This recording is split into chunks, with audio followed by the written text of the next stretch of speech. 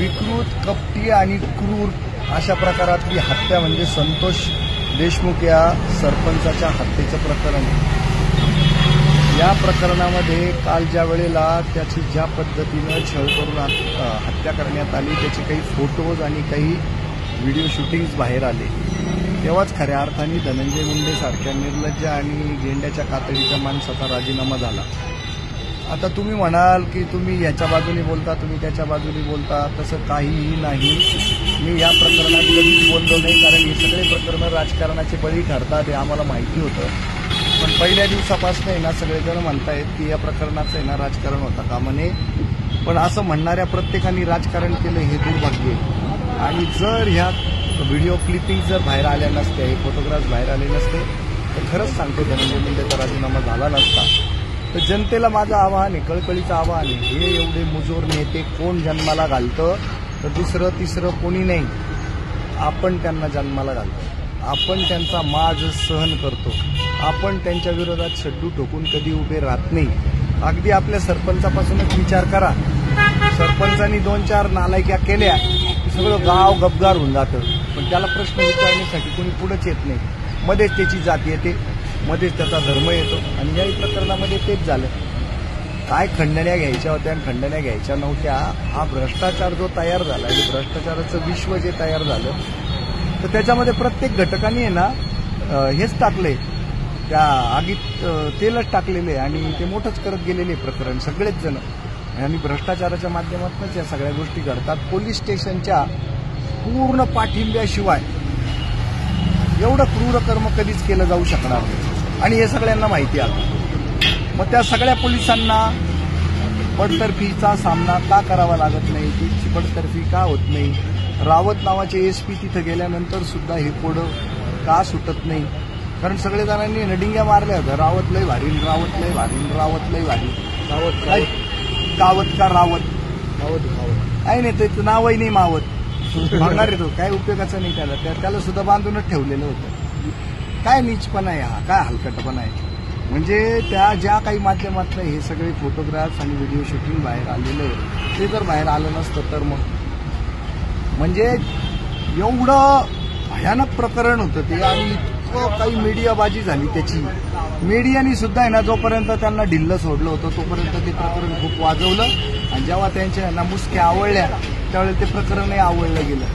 जेव्हा ते प्रकरण पूर्ण बांधून ठेवायचं ठरलं त्यावेळेला ते प्रकरण पूर्ण बांधलं गेलेलं होतं. काही लोकांनी जेव्हा हळूहळू सोडायचं सांगितलं त्यावेळेला ते प्रकरण हळूहळू सोडलं.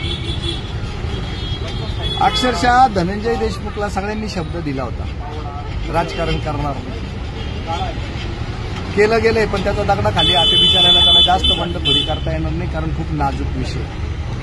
कारण त्यांनी जर आहे ना बंडखोरी केली असती तर या प्रकरणाला जी काही गती प्राप्त झालेली तेवढी पण गती प्राप्त झाली नसती, आणि त्यामुळे त्याला काही गोष्टींच्या बाबतीमध्ये आजही आहे ना झाकली मूठ 1.25 लाखाची ठेवावी लागते. पण शुद्ध वातावरण असेल, सच्चाईचं वातावरण असेल, सत्यावर जर कायदा चालणार असेल, सत्यावर जर पोलीस स्टेशन मंत्रालय जर चालणार असतील तर तो खूप निधड्या छातीनं बोलला असता. आणि मुळातच असं वातावरण असतं तर संतोष देशमुखाची हत्याच झाली नसती. तर त्या क्रूरपणाला सुमार आहे का काही, तुम्ही मला सांगा. त्यांनी पाणी मागितलं तर ह्या नालायकांनी लघुशंका केली त्याच्या तोंडामध्ये, म्हणजे नीचपणाची कुठलीच हद्द त्यांनी ठेवलीच नाही काही करायची. तर मग या सगळ्या प्रकरणामध्ये आम्हाला असं वाटतं कायदा हरला, सत्ता हरली, राजे हरले, आणि सगळे करत बसले राजकारण. आणि त्या राजकारणाचा आहे ना आम्हाला इतका भयंकर तिटकार आहे, तर सामान्य माणसाला तर कधीच मिळू शकत नाही ना, कधीच न्याय मिळणार नाही. तर या सगळ्या गोष्टींचा आम्ही निषेध करतो, धिक्कार करतो. आणि काय सांगता तुम्ही, न्याय मिळतोय का, याला तरी न्याय म्हणायचं का? म्हणजे ते फोटो आले म्हणून तुम्ही आता हे प्रकरण पुढे नेत आहे, काय गॅरंटी तुमची? आज किती दिवस झाले, 2-3 महिने झाले त्या प्रकरणाला वाचा फुटत नाहीये, आणि एवढ्या दिवसानंतरही त्या प्रकरणाला नीट वाचा फुटत नाहीये, आणि अजूनही जनसामान्यांना गॅरंटी नाहीये की याच्यामध्ये न्याय होईल, यांना फाशी होईल. आणि आज मस्तपैकी हे येते बातमी येते की या सगळ्या मुजोरांना आजही पोलीस स्टेशनमध्ये कैदेमध्ये VIP ट्रीटमेंट मिळते. आणि कृपया बाबांनो ह्याच्यामध्ये जात धर्म आणू नका रे दादांना. अजिबात दाखल मानू नका. हे मी एवढा कधी वैतागलेला नसतो, कधी एवढा दुःखी नसतो, कधीच नाही. मी रोज लढतो, रोज नडतो, रोज फाडतो आणि भ्रष्टाचारी रोज चढतो, रोज करतो हे सगळं. पण आज जे ज्या पद्धतीनं झालंय ना, सगळे जण ढसा ढसा ढसा ढसा रडलेले. खरी हानी जी झाली ना ती पूर्ण त्या कुटुंबाची झाली. त्या मुलीचा केविलवाणा चेहरा पावत नाही अजिबात. त्यांचं पूर्ण उद्ध्वस्तच होऊन गेलं सगळं. म्हणजे ते सेटल होणारच होते, हा माणूस जगायला लागत होता तरच त्याचं घर झालं असतं त्यांचं. नंतर सगळ्या गोष्टी झाल्या, सगळं थांबून गेलं नाही. आणि तुम्ही खुशाल VIP ट्रीटमेंट घेताय स्वतःसाठी, आणि ते देणारे पण किती नालायक आहे. आणि याच्यामध्ये मी मुख्यमंत्र्यांना सोडणार, उपमुख्यमंत्री दोन्ही सोडणार नाही, मुंडे खानदान सोडणार नाही, धसला सोडणार नाही, कोणालाच सोडणार नाही. तुम्हाला सांगतो हे सगळं नौटंकी झालेली, खूप मोठ्या प्रमाणावर नौटंकी झालेली आहे. मी एक सामान्य माणूस म्हणून सांगतो. अशी कोणची मजबुरी की एवढ्या घाण पातळीवर, तेवढ्या नीच पातळीवरचं राजकारण करावंच लागतं. याचं समर्थन करणारे सुद्धा काही शाज आजही इथं सापडतात. अरे सोडा रे सोडा, रसा तळाला चाललं सगळं. न्यायाधीशही काय विकले जातात, सगळंच कसं विकलं जातं. या देशातला शिक्षक मारला तुम्ही, डॉक्टर मारला तुम्ही, पोलीस मारला तुम्ही, न्यायाधीश मारला तुम्ही, न्याय मारला तुम्ही, शेतकरी मारला तुम्ही. म्हणजे आता काय बिना माणसांच्या देशामध्ये राहायचंय का? ते म्हणतात ना वसाडगावचा पाटील करायचं, वसाडगाव करायचं, वसाड देश करायचा आहे का तुम्हाला?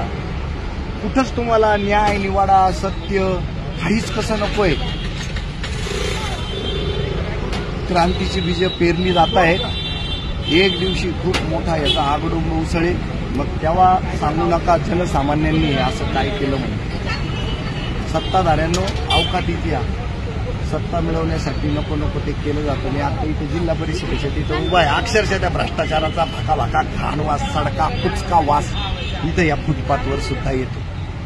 हीच अवस्था महापालिकेच्या बाहेर आहे, हीच अवस्था सिव्हिल हॉस्पिटलच्या बाहेर आहे, हीच अवस्था महसूल खात्याच्या बाहेर आहे, हीच अवस्था न्यायालयांच्या बाहेर आहे. सगळीकडे भका भका भका गटारीसारखा घाण त्या भ्रष्टाचाराचा, कामचुकारांचा वास येतो. कोणी आपण महिला असल्याचं भांडवल करतं, कोणी आपलं आम्ही मागासवर्गीय असल्याचं भांडवल करतं, कोणी आपलं मराठा असल्याचं भांडवल करतं, कोणी आपलं वंजारी असल्याचं भांडवल करतं, कोणी काय तर कोणी काय. चालवलं काय? अरे माणूस बनावं लागेल सगळ्यांना. आणि मानवतेच्या दृष्टीनं हा प्रश्न सुटला पाहिजे, पटकन सुटला पाहिजे, पटकन शिक्षा झाल्या पाहिजे. कशाचं ते फास्ट ट्रॅक फुस्ट ट्रॅक खोटं आहे सगळं. काही फास्ट ट्रॅक वगैरे काही नाही. तुमच्या ट्रॅक प्रमाणे काम चालू नाही. तुम्हाला जो सूट करेल ना तो फास्ट ट्रॅक चालू आहे. काही फास्ट ट्रॅक वगैरे काही नाही. येण्यात काढू. जनता बिचारी ना, तिला मुख्य बिचारी करून ठेवलं कोणी. आता असे मेंढर तुम्ही बनवून ठेवले. पण नाही, निर्भय महाराष्ट्र पार्टी अतिशय निर्भयपणे, निडरपणे या विषयावर आज पहिल्यांदा भाष्य करते. त्याचं कारण असं आहे की कालचं सगळं ते नव्हतं पावत. कारण हे इतकं सडलेलं राजकारण आहे ना की त्याच्यामध्ये आम्ही डोकं घालू नये असं आम्हाला वाटत होतं. पण नाही, नियतीला वेगळंच मंजूर होतं आणि आम्ही याच्यामध्ये शड्डू टोकून आता उभं राहिलेलो. आम्ही पण याच्यासारखे जेही काही हत्याकांड झालेले आहेत आजपर्यंतचे त्याच्यावरही चौकशा झाल्या पाहिजे. म्हणजे सगळं सत्य करा बाबांना, नाही काही खरं नाही बरं. आणि हा जात्याचा दांडा आहे. आज त्या देशमुख कुटुंबावर आहे, सूर्यवंशी कुटुंबावर आहे. तो दांडा फिरणार आहे सगळ्यांवरील एक दिवशी.